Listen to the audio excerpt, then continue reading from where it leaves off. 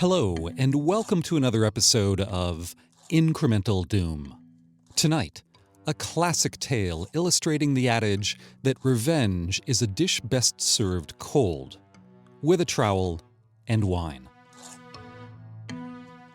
Alternately, a story about the importance of finding one's niche and staying in it.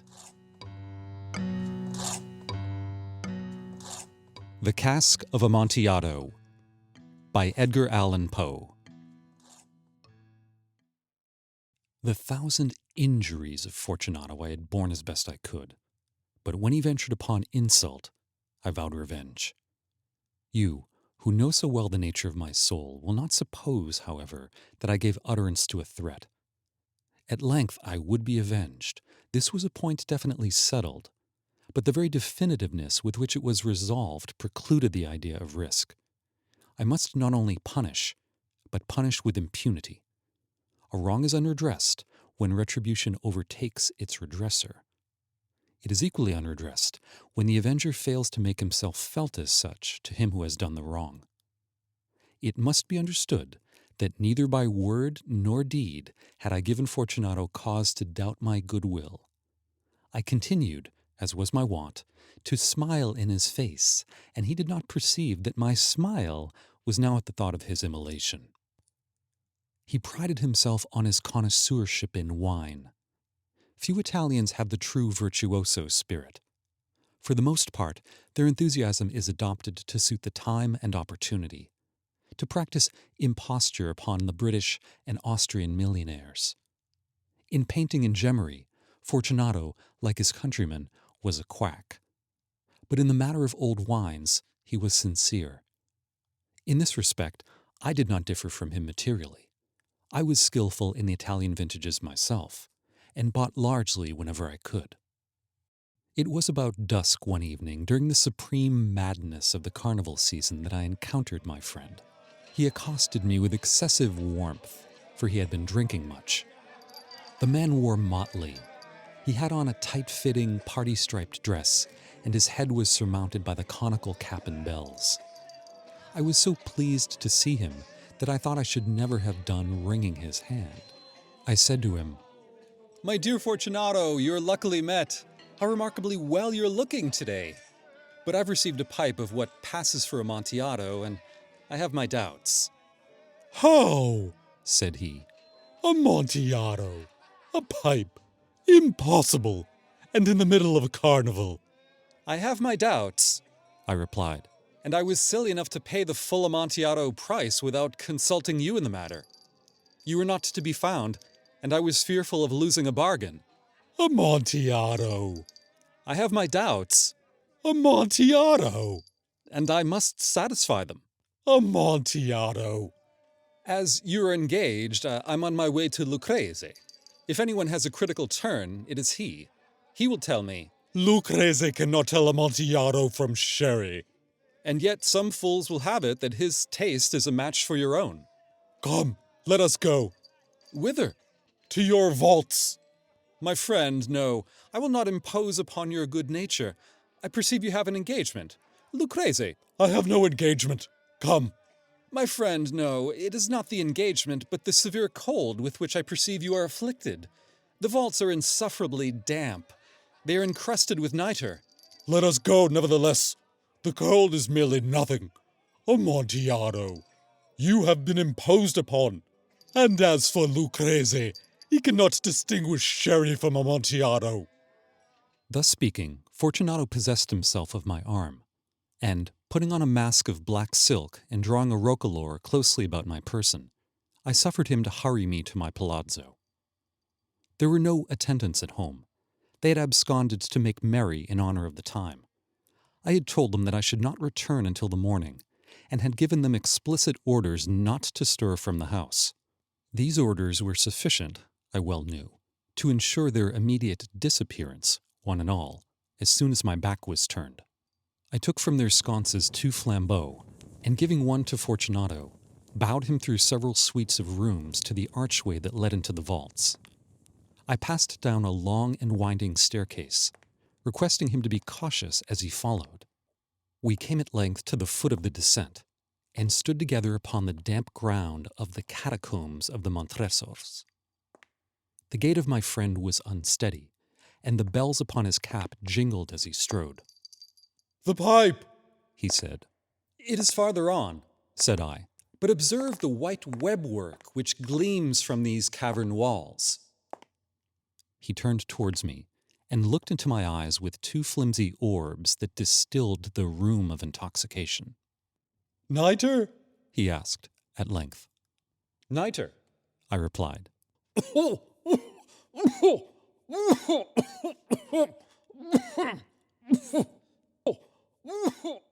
"How long have you had that cough?"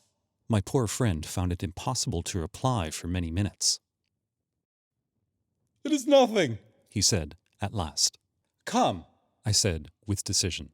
"We will go back. Your health is precious. You are rich, respected, admired, beloved. You are happy, as once I was. You are a man to be missed. For me, it is no matter.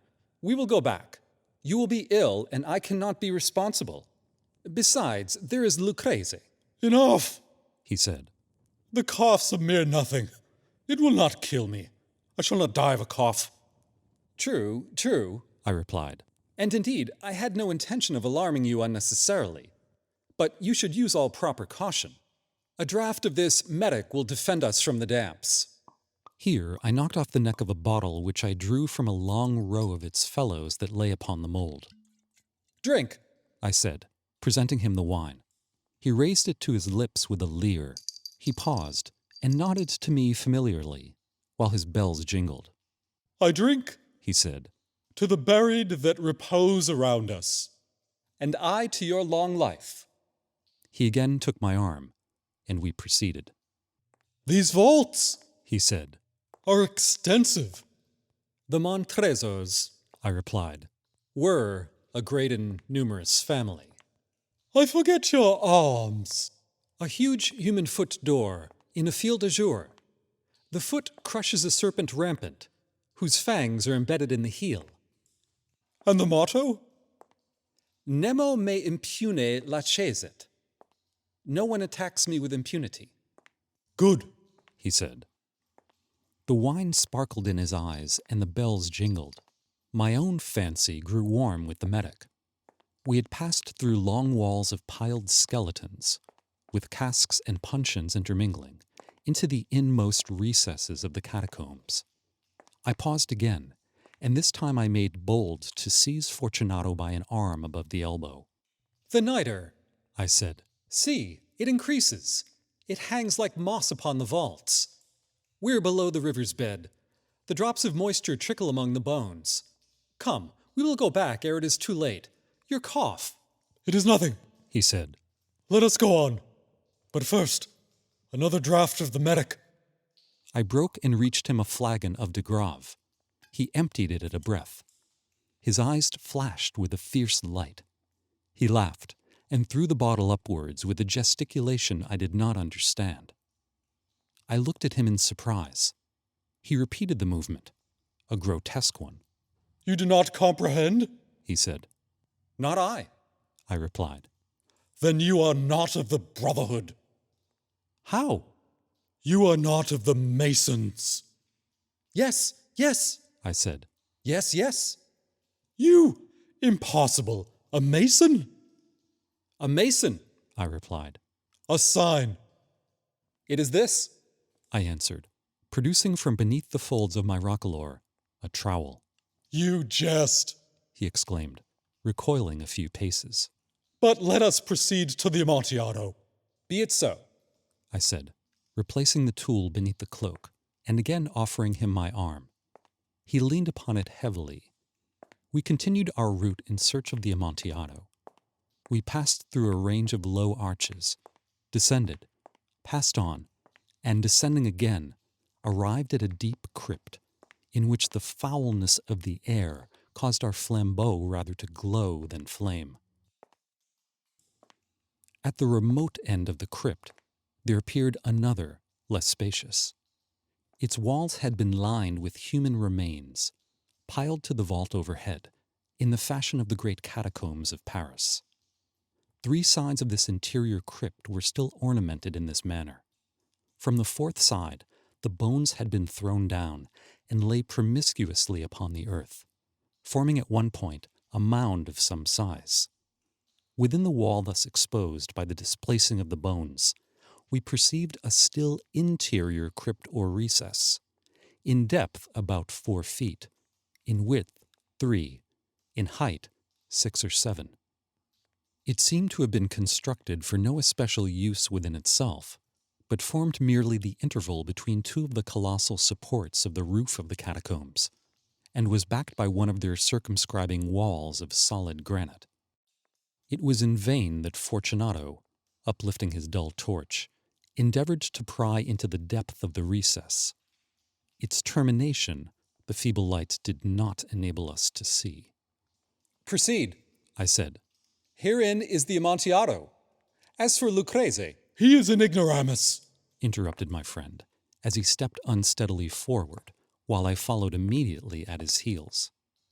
In an instant, he had reached the extremity of the niche, and finding his progress arrested by the rock, stood stupidly bewildered. A moment more, and I had fettered him to the granite. In its surface were 2 iron staples, distant from each other about 2 feet, horizontally. From one of these descended a short chain, from the other a padlock. Throwing the links about his waist, it was but the work of a few seconds to secure it. He was much too astounded to resist. Withdrawing the key, I stepped back from the recess. "Pass your hand," I said. "over the wall. You cannot help feeling the nitre. Indeed, it is very damp. Once more, let me implore you to return." "No? Then I must positively leave you. But I must first render you all the little attentions in my power." the Amontillado.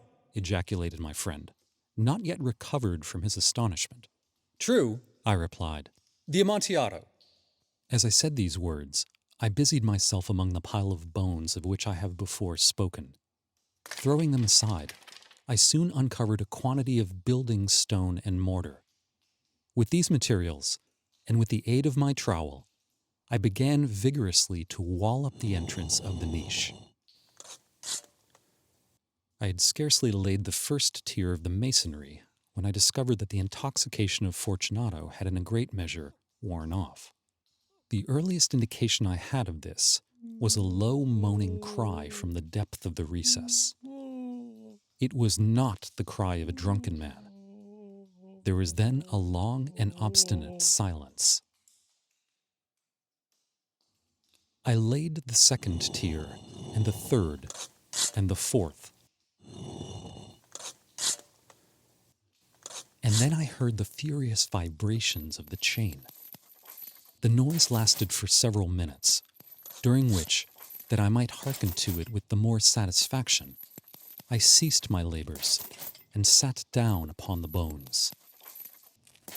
When at last the clanking subsided, I resumed the trowel and finished without interruption the 5th, the 6th, and the 7th tier. The wall was now nearly upon a level with my breast. I again paused, and holding the flambeau over the masonwork, threw a few feeble rays upon the figure within.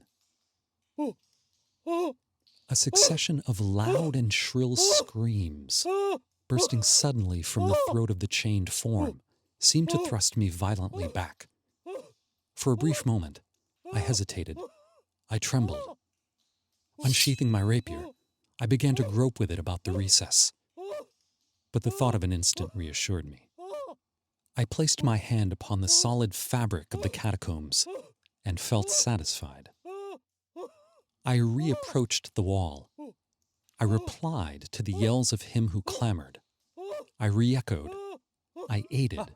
I surpassed them in volume and in strength. I did this, and the clamorer grew still. It was now midnight, and my task was drawing to a close. I had completed the 8th, the 9th, and the 10th tier. I had finished a portion of the last and the 11th. There remained but a single stone to be fitted and plastered in. I struggled with its weight. I placed it partially in its destined position. But now there came from out of the niche a low laugh that erected the hairs upon my head. It was succeeded by a sad voice, which I had difficulty in recognizing as that of the noble Fortunato. The voice said, A very good joke, indeed. An excellent jest. We will have many rich laugh about it at the palazzo. Over our wine.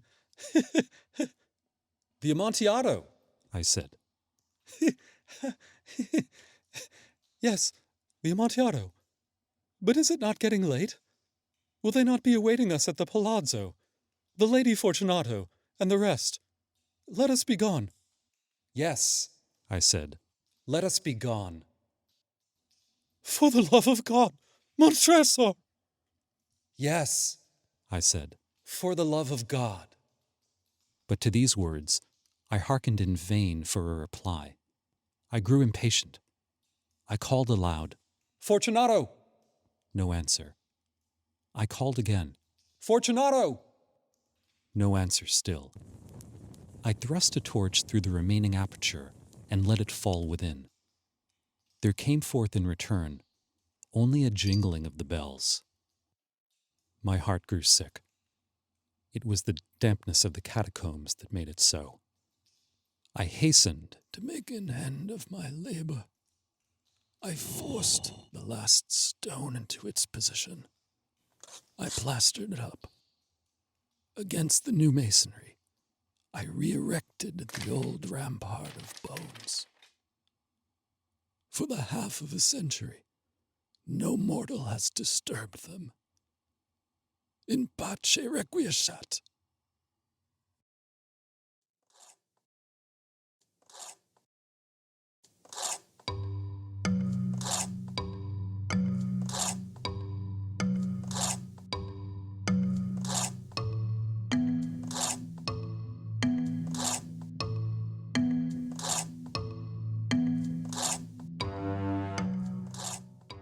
For additional tales of literary horror to unsettle you, click the subscribe button below.